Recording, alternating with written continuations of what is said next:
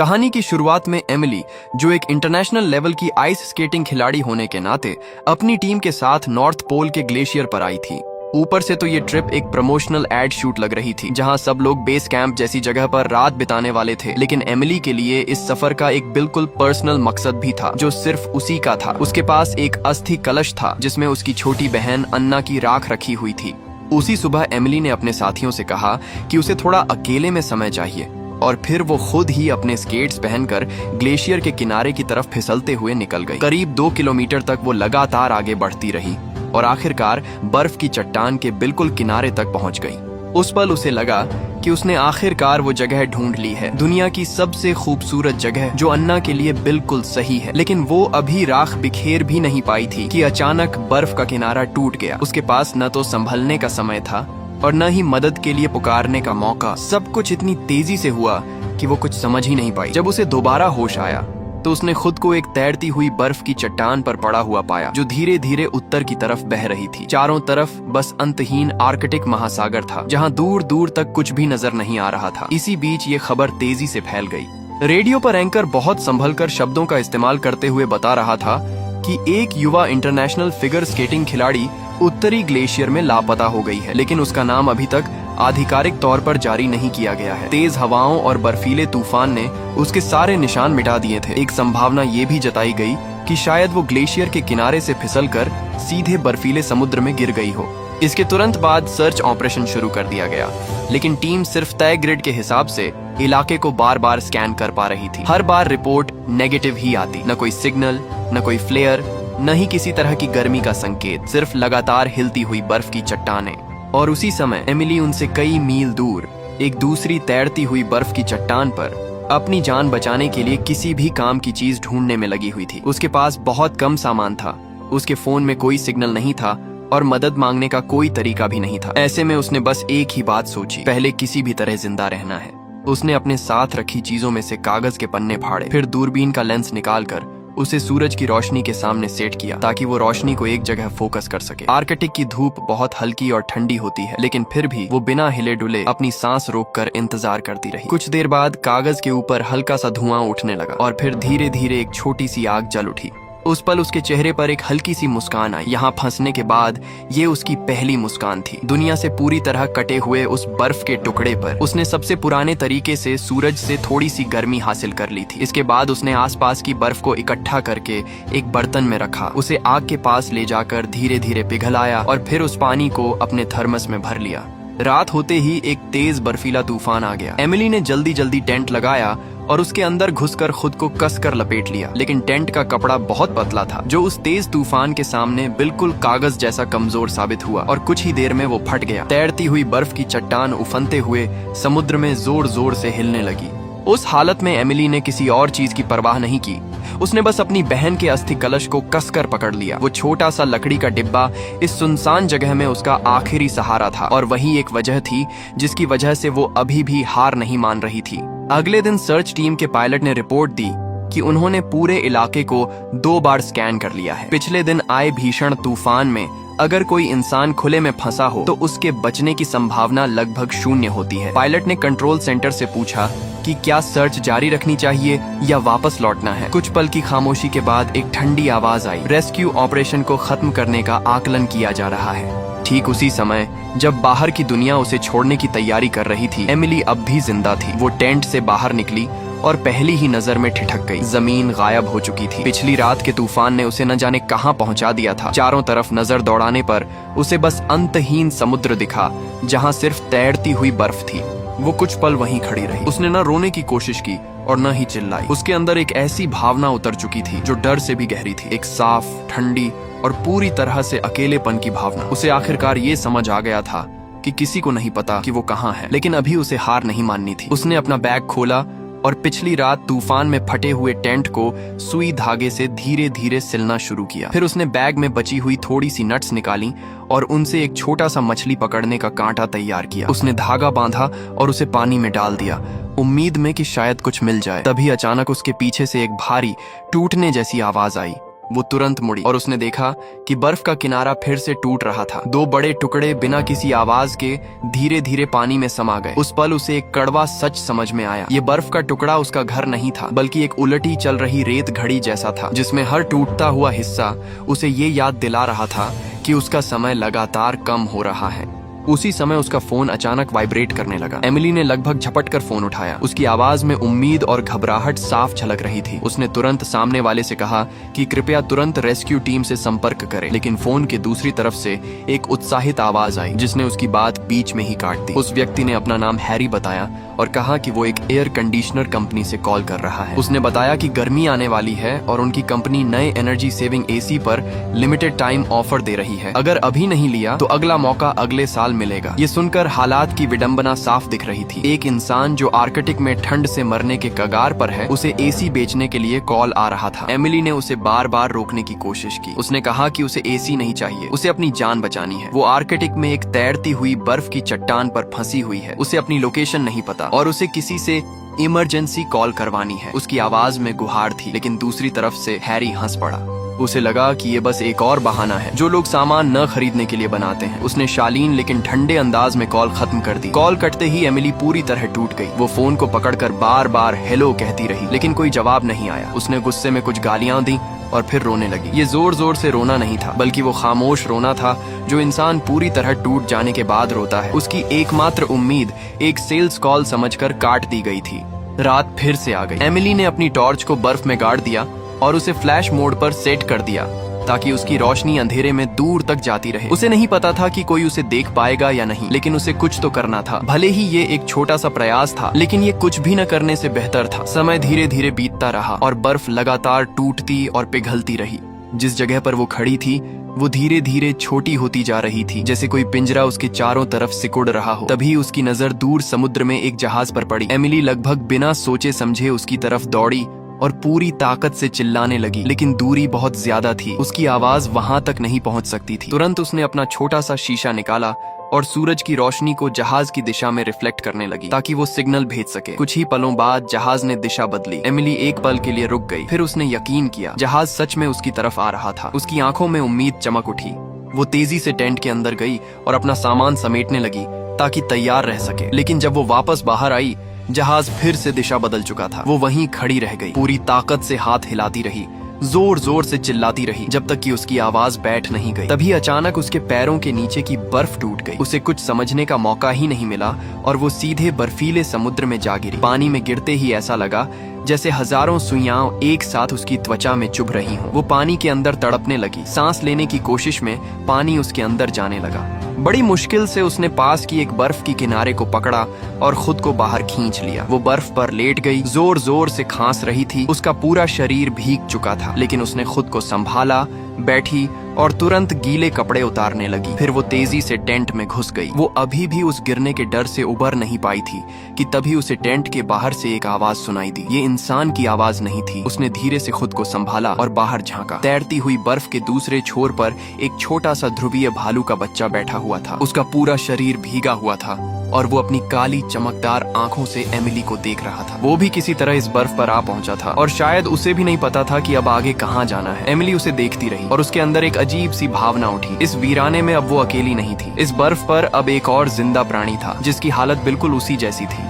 उसने अपने पास बची हुई थोड़ी सी नट्स निकाली और उस बच्चे की तरफ फेंक दी। भालू का बच्चा धीरे धीरे आगे आया और उन्हें खाने लगा। तभी दूर से एक भारी गर्जना सुनाई दी। माँ भालू आ चुकी थी। एमिली ने तुरंत पीछे हटकर टेंट के अंदर खुद को छुपा लिया और सांस रोककर बैठ गई। टेंट के कपड़े के पार उसे बाहर हलचल दिखाई दे रही थी। वो बिल्कुल हिले बिना इंतजार करती रही। कुछ देर बाद वो परछाई धीरे धीरे दूर चली गई और भालू का बच्चा भी उसके साथ चला गया। टेंट के बाहर फिर से सन्नाटा छा गया, जहाँ सिर्फ समुद्र की लहरों के बर्फ से टकराने की हल्की आवाजें आ रही थीं। शायद बहुत कुछ झेलने के बाद या शायद उस जहाज के चले जाने के बाद उसकी आखिरी उम्मीद भी खत्म हो चुकी थी। एमिली ने अपनी बहन की तस्वीर को काफी देर तक देखा और फिर धीरे से वो बात कह दी जो उसने करीब 20 साल से अपने दिल में दबा कर रखी थी। मुझे माफ कर दो। अन्ना की मौत उसकी जिंदगी का वो घाव था जो कभी भर नहीं पाया। ये दर्द हमेशा उसके अंदर रहा, उसकी सारी उपलब्धियों और तालियों के पीछे छुपा हुआ। लेकिन इस वीरान बर्फ के टुकड़े पर जहाँ न कोई दर्शक था न कोई रोशनी और शायद न ही कोई कल। उसने आखिरकार वो शब्द बोल दिए। ये उसने इसलिए नहीं कहा क्योंकि कोई सुन रहा था, बल्कि इसलिए क्योंकि उसे खुद नहीं पता था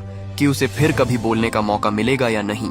रात गहरी हो चुकी थी, तभी फोन फिर से बजा। इस बार भी कॉल हैरी का ही था, लेकिन उसकी आवाज पहले जैसी नहीं थी। इस बार उसमें वो हल्कापन नहीं था, बल्कि एक अजीब सी गंभीरता थी। उसने बात शुरू करते ही एमिली से कहा कि ये उसकी आखिरी कॉल है। एमिली एक पल के लिए समझ ही नहीं पाई। उसने पूछा, इसका क्या मतलब है? हैरी ने बहुत शांत आवाज में बताया कि ये सिर्फ उसे किया गया आखिरी कॉल नहीं है, बल्कि वो अब जिंदगी में किसी को भी कॉल नहीं कर पाएगा। ये सुनने में जितना साधारण लग रहा था, उसके पीछे का मतलब उससे कहीं ज्यादा भारी था। एक ऐसा इंसान जिसकी पूरी जिंदगी ही फोन कॉल्स पर टिकी हो, अगर वो कहे कि अब वो कभी कॉल नहीं कर पाएगा, तो इसका मतलब है कि उसकी पूरी जिंदगी किसी तरह टूट चुकी है। एमिली कुछ पल के लिए चुप हो गई। अभी तक वो बस ये सोच रही थी कि किसी तरह हैरी उसकी मदद कर दे, लेकिन उसकी ये बात सुनकर उसे एहसास हुआ कि सामने वाला इंसान भी शायद अपनी किसी बड़ी परेशानी में फंसा हुआ है। उसने अपने डर को थोड़ा दबाकर हैरी से पूछा कि आखिर उसके साथ क्या हुआ है। इसके बाद हैरी ने धीरे धीरे अपनी जिंदगी की कहानी बतानी शुरू की। उसने बताया कि वो पहले बास्केटबॉल खिलाड़ी बनना चाहता था, लेकिन वो ना तो काफी लंबा था और ना ही तेज। फिर उसने डॉक्टर बनने का सोचा, लेकिन अपनी बीमार माँ और 3 छोटे भाई बहनों की जिम्मेदारी की वजह से उसे वो सपना भी छोड़ना पड़ा। उसके पिता की मौत तब हो गई थी जब वो बहुत छोटा था। उसने माना कि वो ना तो बहुत होशियार था और ना ही किस्मत उसका साथ देती थी। वो कभी वो नहीं बन पाया जो वो बनना चाहता था, और आखिर में वो एक टेलीमार्केटर बन गया। एक ऐसा इंसान जिसका फोन हर कोई काट देता है, जिसे कोई सुनना नहीं चाहता। एमिली ने उसे समझाने की कोशिश की, लेकिन हैरी अचानक थोड़ा कड़वा हो गया। उसने कहा कि उसे किसी की सहानुभूति नहीं चाहिए। उसके मुताबिक लोग टेलीमार्केटर के साथ सिर्फ 3 तरह का व्यवहार करते हैं, या तो सीधे फोन काट देते हैं, या गालियां देते हैं, या फिर झूठी शालीनता दिखाते हैं। उसने इंसानों के अंदर की उस नकली अच्छाई को बहुत करीब से देखा था। कुछ देर दोनों के बीच खामोशी छा गई। फिर एमिली ने धीरे से पूछा कि वो उससे क्या चाहता है। हैरी ने कुछ पल सोचा और ईमानदारी से कहा कि उसे खुद नहीं पता, शायद बस वो चाहता है कि कोई उसकी बात सुने। उसने कहा कि जब उसने पहली बार एमिली को कॉल किया था, तब उसने बाकी लोगों की तरह तुरंत फोन नहीं काटा, बल्कि उसकी बात सुनती रही, भले ही उसकी कहानी उसे अजीब और अविश्वसनीय लगी हो। इतने सारे रिजेक्शन और बेइज्जती के बाद किसी का सिर्फ कॉल न काटना भी उसके लिए एक बड़ी बात थी। उसने कहा कि उसे ऐसा लगता है जैसे चारों तरफ की दीवारें उस पर बंद होती जा रही हैं, और उसने एमिली से पूछा कि क्या वो इस एहसास को समझ सकती है। एमिली ने एक हल्की सी कड़वी हंसी के साथ जवाब दिया कि उसकी हालत थोड़ी अलग है। उसके आसपास कोई दीवारें नहीं हैं, क्योंकि वो एक पिघलती हुई बर्फ की चट्टान पर खड़ी है, जहाँ दीवारें तो दूर, कोई सहारा भी नहीं है। कॉल बार बार कटती और फिर जुड़ती रही, इतनी कमजोर कि जैसे किसी भी वक्त टूट सकती हो। लेकिन हर बार जुड़ने के बाद दोनों में से कोई भी फोन रखने को तैयार नहीं था। इसी दौरान हैरी ने इंटरनेट पर एमिली के बारे में सर्च किया। उसे उसका नाम कॉलिंग लिस्ट से मिला था। जो कुछ उसने देखा उससे वो हैरान रह गया। एमिली कोई आम इंसान नहीं थी, बल्कि एक जानी मानी फिगर स्केटिंग खिलाड़ी थी। उसने उसके मैच के वीडियो देखे, उसकी सोशल मीडिया प्रोफाइल देखी, उसके टीम के साथ फोटो देखे। वो एक एक चीज को ऐसे देख रहा था जैसे कोई जासूस किसी सच्चाई को जोड़ रहा हो। उसने एक वीडियो देखा जिसमें एमिली अपनी टीम के साथ एयरपोर्ट जा रही थी, और एक और वीडियो जिसमें वो अपने दोस्तों को एक छोटा सा लकड़ी का डिब्बा दिखा रही थी। हैरी ने पूछा कि वो क्या है। कुछ पल की चुप्पी के बाद एमिली ने हल्के से कहा, वो उसकी बहन अन्ना का अस्थि कलश है। ये सुनकर हैरी कुछ पल के लिए चुप हो गया। एमिली ने उसे कहा कि उसे दुखी होने की जरूरत नहीं है। अन्ना को मरे बहुत समय हो चुका है। उस समय अन्ना सिर्फ 7 साल की थी और वो खुद 8 साल की। हैरी ने धीरे से पूछा कि उसकी मौत कैसे हुई। एमिली ने एक गहरी सांस ली और उस दिन की कहानी बतानी शुरू की जिसने उसकी पूरी जिंदगी बदल दी थी। उसने बताया कि वो दिन बहुत सुंदर था, आसमान बहुत विशाल लग रहा था, लेकिन उसका रंग हल्का सा धूसर था और दूर कहीं गर्जने की आवाज आ रही थी। वो और अन्ना एक घास के मैदान के किनारे खड़ी थी। अन्ना डर रही थी और घर वापस जाना चाहती थी, लेकिन एमिली नहीं जाना चाहती थी। अपनी बहन के डर को देखकर उसके अंदर एक जिद जाग गई। उसने अन्ना को डरपोक कहा और उसे अपने साथ दौड़ने के लिए उकसाया। अन्ना थोड़ी हिचकिचाई, लेकिन फिर उसकी आंखों में जिद दिखी और वो पहले दौड़ पड़ी। दोनों बहनें उस मैदान में दौड़ रही थीं और एमिली उससे भी तेज दौड़कर पहले ही दूसरी तरफ पहुंच गई। उसी पल आसमान से एक बिजली गिरी, सिर्फ एक ही चमक, और वो सीधे पीछे दौड़ रही अन्ना पर गिरी। उसी एक पल में सब कुछ खत्म हो गया। उस दिन के बाद उसकी पुरानी जिंदगी हमेशा के लिए खत्म हो गई। हैरी ने ये सब सुनकर काफी देर तक कुछ नहीं कहा। फिर उसने एक सीधा सवाल पूछा, तो तुम हमेशा से खुद को इसका जिम्मेदार मानती हो, है ना? एमिली ने कुछ नहीं कहा, लेकिन उसकी खामोशी ही उसका जवाब थी। इसके बाद हैरी ने और खोजबीन की और उसे पता चला कि एमिली ने एक किताब भी लिखी है जिसमें उसने बचपन में अपनी बहन के साथ सुनाई जाने वाली कहानियों को लिखा है। उसने उसकी तारीफ की कि वो बहुत अच्छी कहानीकार है। दोनों के बीच कभी हल्की फुल्की बहस भी हुई, जैसे उसके दोस्तों की पार्टी वाली तस्वीरों को लेकर, जो इस पूरी हालत के बीच अजीब भी लगती थी और कीमती भी, क्योंकि ऐसी छोटी छोटी बातें सिर्फ जिंदा लोग ही करते हैं। बातचीत के दौरान हैरी को एक वीडियो मिला जिसमें एमिली कह रही थी कि आज सुबह सही समय है, उसे ये काम अकेले करना है। वीडियो में वो ग्लेशियर की तरफ अकेले जाती दिख रही थी और उसके दोस्त पीछे खड़े ये बात कर रहे थे कि वो अपनी बहन की राख समंदर में बहाने जा रही है। इसके बाद वो कैमरे से गायब हो गई। एमिली ने ये सब कंफर्म किया। वो करीब 2 किलोमीटर दूर उस जगह तक गई थी जहां उसे लगा कि यही दुनिया की सबसे खूबसूरत जगह है जो अन्ना के लिए सही है। लेकिन जैसे ही वो राख बहाने वाली थी, बर्फ टूट गई और वो समुद्र में गिर गई। जब उसे होश आया, वो उसी तैरती हुई बर्फ पर थी। दोनों कुछ देर चुप रहे, जैसे दो अलग अलग जगहों पर बैठे लोग एक ही रात को महसूस कर रहे हों। एमिली ने पूछा कि वो कितनी देर से बात कर रहे हैं, तो हैरी ने उल्टा पूछा, क्या ये सच में मायने रखता है? सुबह होने लगी। एमिली ने कहा कि शायद अब उसे काम पर जाना चाहिए, लेकिन हैरी ने कहा कि उसके पास जाने के लिए कोई जगह नहीं है। एमिली ने हल्की मुस्कान के साथ कहा कि असल में तो वो खुद ही एक ऐसी जगह पर है जहाँ से कहीं जा नहीं सकती।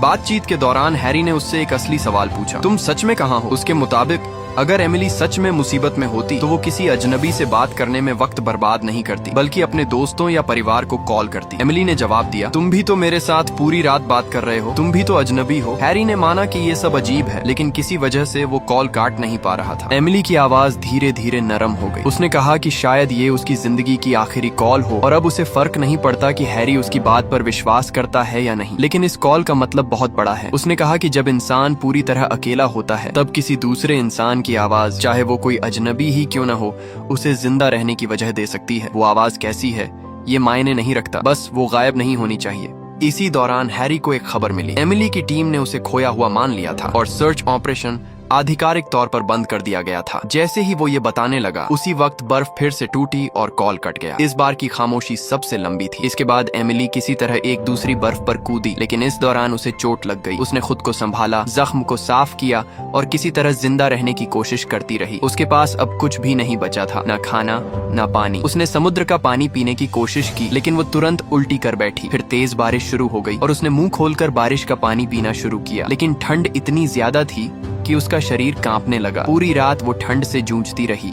सुबह जब उसकी आंख खुली तो बर्फ लगभग खत्म हो चुकी थी। अब वो सिर्फ समंदर में तैर रही थी, अपनी बहन के अस्थि कलश को कसकर पकड़े हुए। उसने अब संघर्ष करना बंद कर दिया था, क्योंकि उसके पास अब लड़ने के लिए कुछ बचा ही नहीं था। चारों तरफ शांति थी, समंदर एकदम शांत, जैसे शीशा हो। तभी दूर से हेलीकॉप्टर की आवाज आई। वो धीरे धीरे करीब आया। शायद हैरी ने किसी तरह मदद पहुंचाई थी या ये सिर्फ किस्मत थी, किसी को नहीं पता। लेकिन हेलीकॉप्टर आया और यही काफी था। एमिली को बचा लिया गया। बचने के बाद उसने कैमरों के सामने नहीं, बल्कि खुद से एक शांत बातचीत की। उसने अपने अतीत को स्वीकार किया, उस मैदान को याद किया जहां अन्ना की मौत हुई थी, और समझा कि वो उसी पल से अपनी पुरानी जिंदगी छोड़ चुकी थी। इतने सालों की मेहनत, शोहरत, सब कुछ एक बोझ जैसा था। लेकिन इस मौत के करीब वाले अनुभव ने उसे पहली बार पूरी तरह साफ सोचने दिया। अब वो न अतीत में फंसी थी, न भविष्य से डर रही थी। वो बस उस पल में जी रही थी। उसने जैसे पूरी दुनिया से एक सवाल पूछा, क्या तुम मुझे देख पा रहे हो? और फिर शांति से कहा, मैं आजाद हूँ। ये कहानी सिर्फ बर्फ पर तैरने की नहीं है, बल्कि एक इंसान के अंदर के सफर की है। दो अजनबी लोग जो अपनी अपनी जिंदगी में खोए हुए थे, एक अजीब से पल में जुड़े और एक दूसरे को टूटने से बचा लिया। कभी कभी किसी को बचाने के लिए हीरो की जरूरत नहीं होती, बस एक आवाज, एक फोन कॉल और एक ऐसा इंसान जो फोन काटे नहीं, वही काफी होता है। यहीं इस कहानी का अंत हो जाता है। अगर आपको वीडियो अच्छी लगी हो तो वीडियो को लाइक एंड चैनल को सब्सक्राइब जरूर करें।